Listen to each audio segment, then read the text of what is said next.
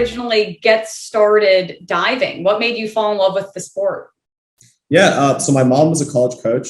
She coached at Amherst College, University of Massachusetts, phenomenal coach.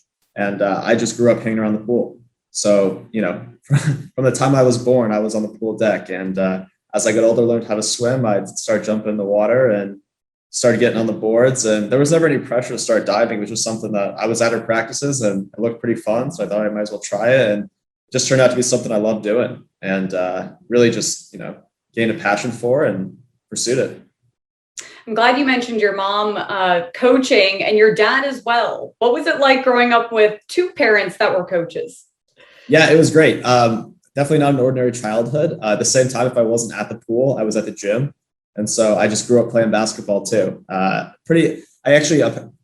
hated going to school when I first started because it was so boring compared to just being at the gym all day, which was my life, prior to that. And so I didn't really want to be there for sure. So you would obviously go to the gym with your dad. Did you play a little bit of basketball? Did you ever contemplate playing basketball instead of diving, or was it always you just fell in love with diving and aquatics?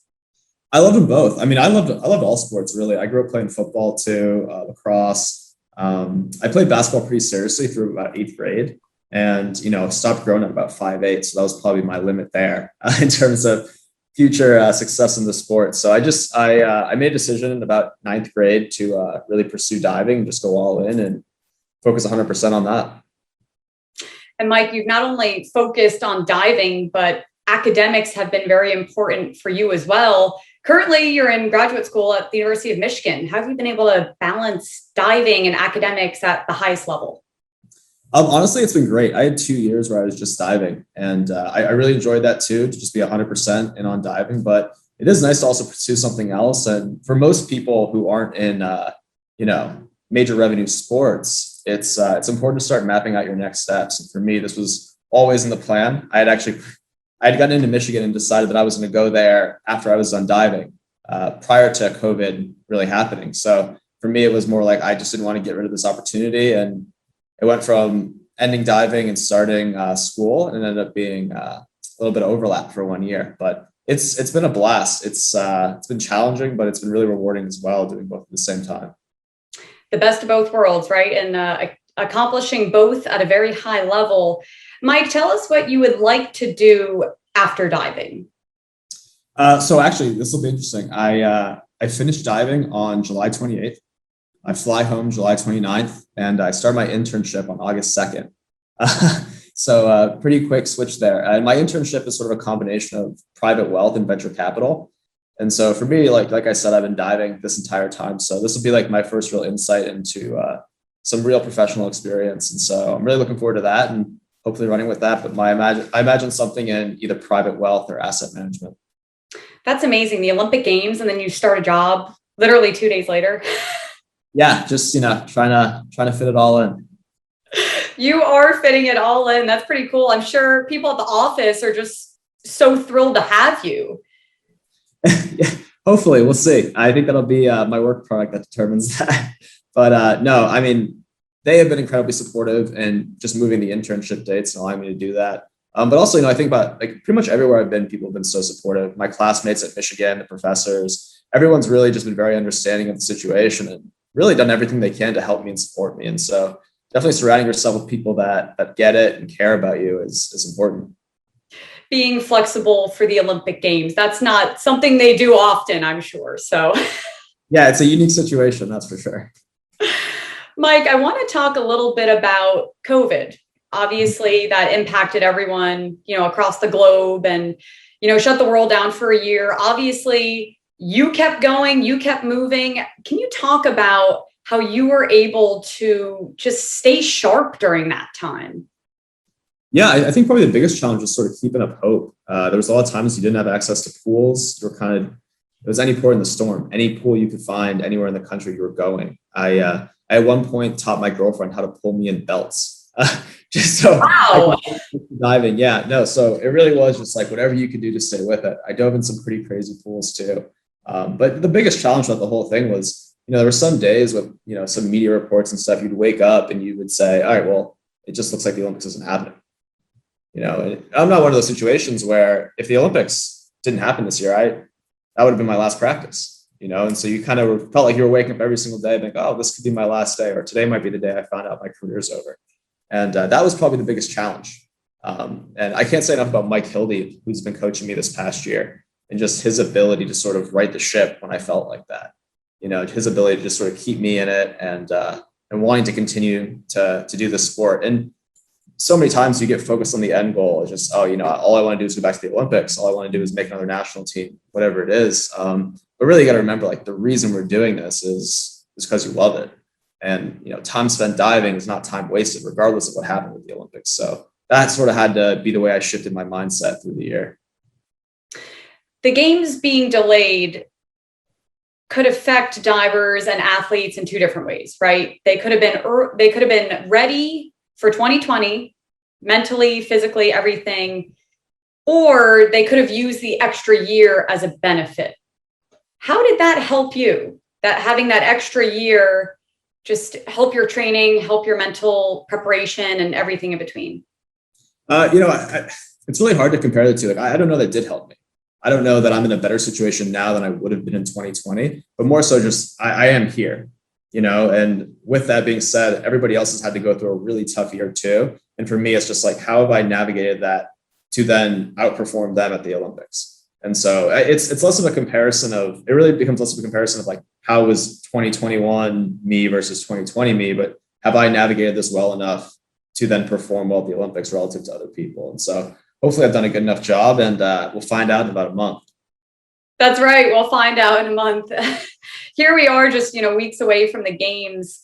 How does it feel? I mean, this is your second Olympics. Did you ever imagine you would make 2 Olympic rosters?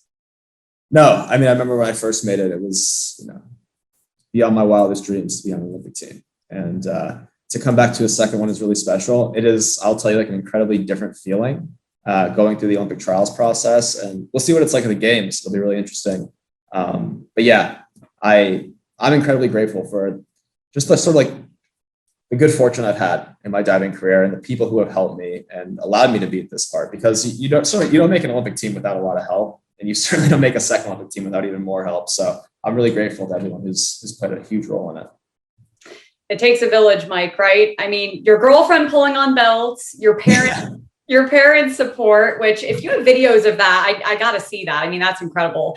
The fact that she can pull you on belts, your family, your coaches. Can you talk about that support system that you have had? Yeah. I mean, it's been incredible. It's really difficult to describe. One of the biggest things is my girlfriend sort of going through it with me. At the time, I was living with my best friend, who was an Australian Olympian, James Connor, who made the 2012 games, but as well as the 2016 games. And then Kennedy, my girlfriend, made the 2016 games. And so I kind of felt like we were all living together and all kind of just going through the whole thing together. And then throughout the rest of the quad too, just being around Kennedy, she's been incredibly just powerful source of motivation for me and inspiring. My parents as well. You can't find somebody who believes in you more than your parents, I guess. And that's certainly true for me. My parents have been awesome the whole time. And then just great coaches too. All the coaches that have been around. I can't say enough about Drew at IU. I mean, he coached me for 6 years and really just set the foundation. One, obviously getting me to my first games, but then two, just setting the foundation for me to be able to go somewhere else for 10 months and feel confident about where my diving was going to go. And then Mike's done a great job in those 10 months, helping me pick up where I needed help. But yeah, there's been, I'm leaving out a ton of people too, unfortunately, but there have been so many people that have played such a huge role. Oh, I'm sure there's a huge list, and it goes on, and those people know who they are. So even if you left someone off, I'm sure they know that you would have mentioned them. There's just too many people.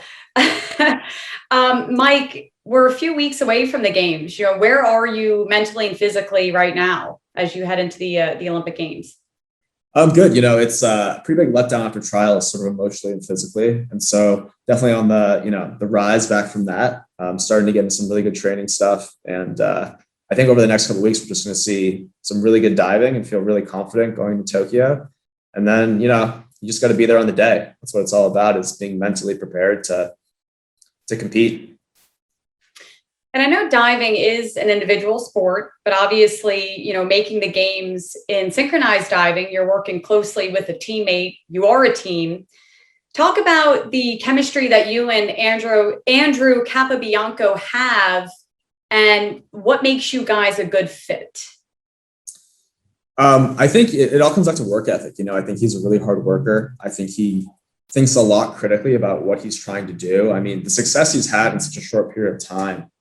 We always joke, like when him and I first started in synchro, he had barely been doing inward 3.5 and had done 0 front 4.5s. And we just sort of took it on and believed in each other. And he has done so much work to get to where he is now. And I can't say enough about him and Drew and everybody who's been a part of his process as well to get him to where he is. And I just think we have so much confidence in each other.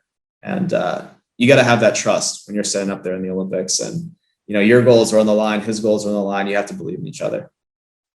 That's amazing. I like that you mentioned that. So you almost pushed him to do those dives. Yeah, absolutely. Sam Dorman, my partner in Rio, retired in 2018 and sort of had nowhere to go. And I don't know if I would say I pushed him to do those dives, but it was almost out of necessity. He knew that was the list he had to do to be competitive. And he was going to be physically capable. He did a lot of physical maturing in 2 years. That was pretty unbelievable too. Probably a testament to his work in the weight room as well. But he knew where he had to be and he made it happen. Mike, having the experience from Rio, from a previous Olympic Games, does Andrew kind of poke your brain about, some advice? What advice do you give him heading into this Olympics? No, he's pretty confident in his abilities. The one thing that he knows is that the Olympics is just another meet, and it's this huge, crazy thing to everybody else, but to people competing, it's 6 dives, just like it is any other meet. And you just got to be ready to go on the day. And so he's been through, I always say World Cup and Olympic trials are more pressure than the Olympics. And he's performed well at both of those. And so I think he's got a lot of great experiences to draw on. I think you should feel really confident about how we can do at the Olympics. Mike, it's super awesome. You're set up with a job right after the Olympic Games with USA Diving and their Champions Forged in Water campaign. How do you hope to always bring diving with you? How do you hope to be an ambassador for the sport? And diving will never leave you, I'm sure. Yeah, absolutely. I obviously care so much about the sport. I care so much about the progression of the sport. And I think one thing that people don't often think about, as we talked about previously, is how you transition out of the sport. And you see a lot of people that maybe dive till they're 28 or something like that, and they leave and they don't have a plan. And so, I'd love to be a part of any young diver's life who's looking to sort of pursue that and give any advice that I could have. I certainly don't think I've done it perfectly, but I also know that's a really difficult situation. And any way I can help anyone navigate that, I'd always love to do that.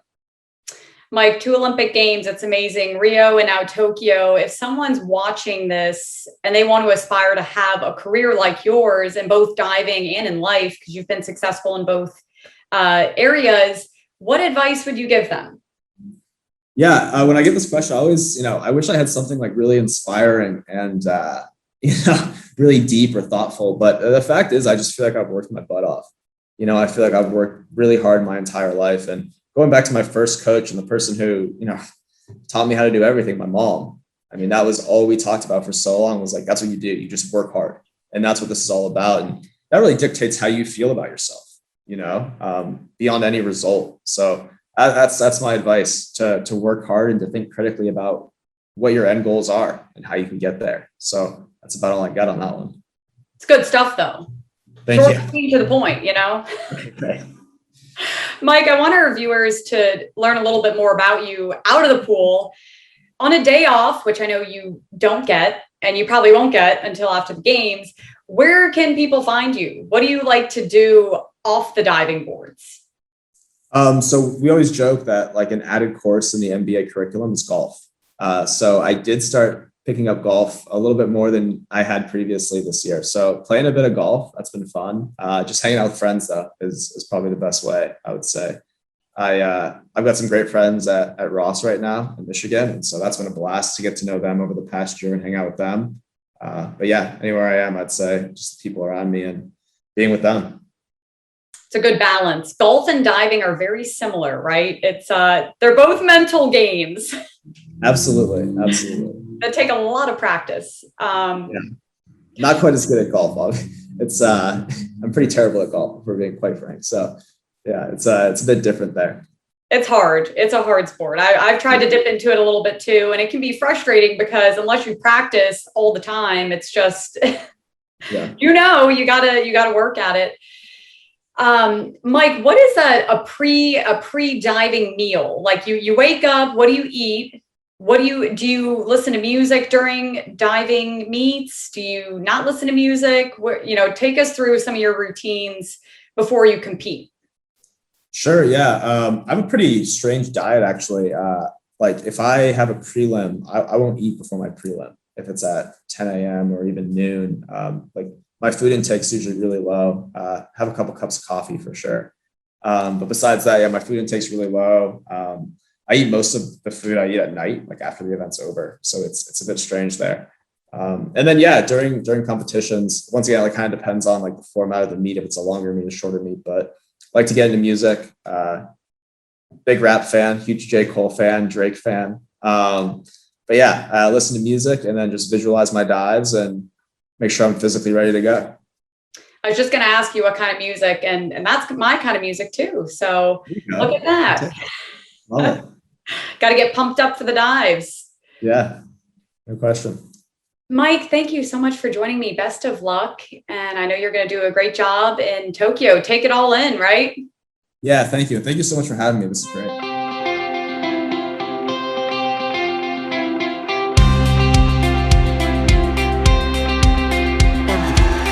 That well.